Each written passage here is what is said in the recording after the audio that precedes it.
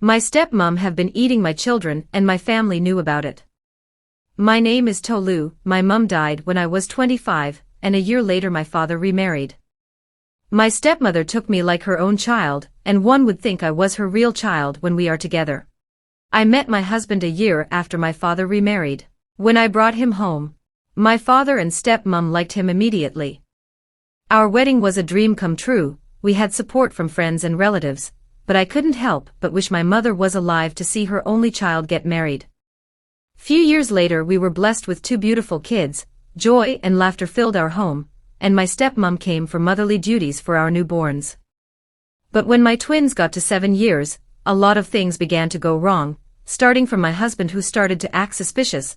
He would come home late and give silly excuses.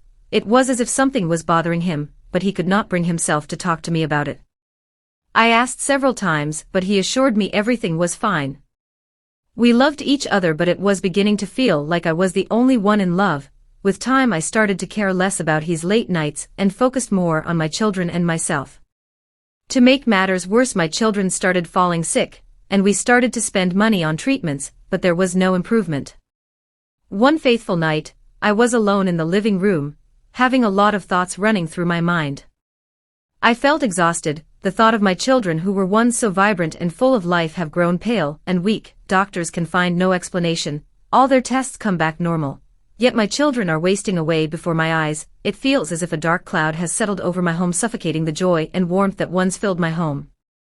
I was brought back to reality by a faint cry, distant and muffled, yet it pierces through the silence. It's one of my children. I rushed upstairs to their bedroom, where both children sleep, but the room is still. The air is heavy, thick with an unnatural chill that sends shivers down my spine. I checked on the children.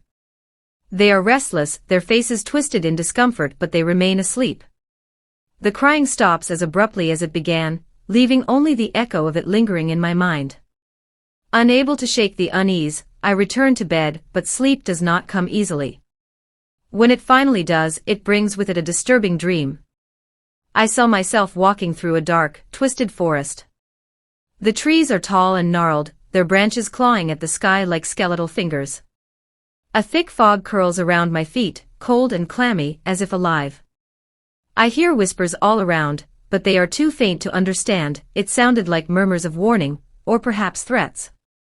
As I walk deeper into the forest, I see a shadowy figure ahead, barely visible through the fog. It's my stepmother, standing in a clearing, her back turned. I felt a wave of dread but can't stop myself from approaching.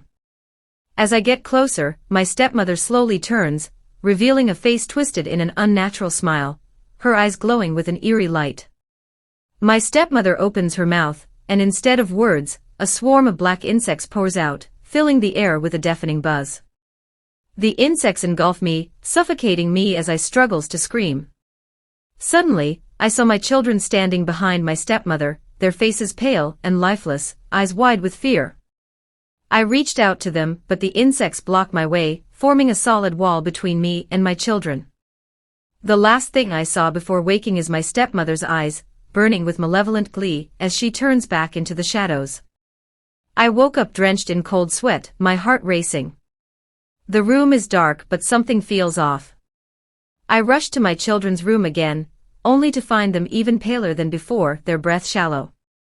The sight was heart-wrenching, filling me with a mix of terror and determination. I just knew I had to act quickly, but I didn't yet know what I was up against. I was left shaken. The dream left a deep sense of foreboding in me. I started to suspect that my stepmother might be involved, but the idea is so terrifying that I struggled to accept it. I stood in the doorway of my children's room, watching over them as they sleep, vowing to protect them no matter what. Hope you enjoyed this story. What do you think her dream meant? Leave it in the comment section and click the subscribe button if you haven't done so.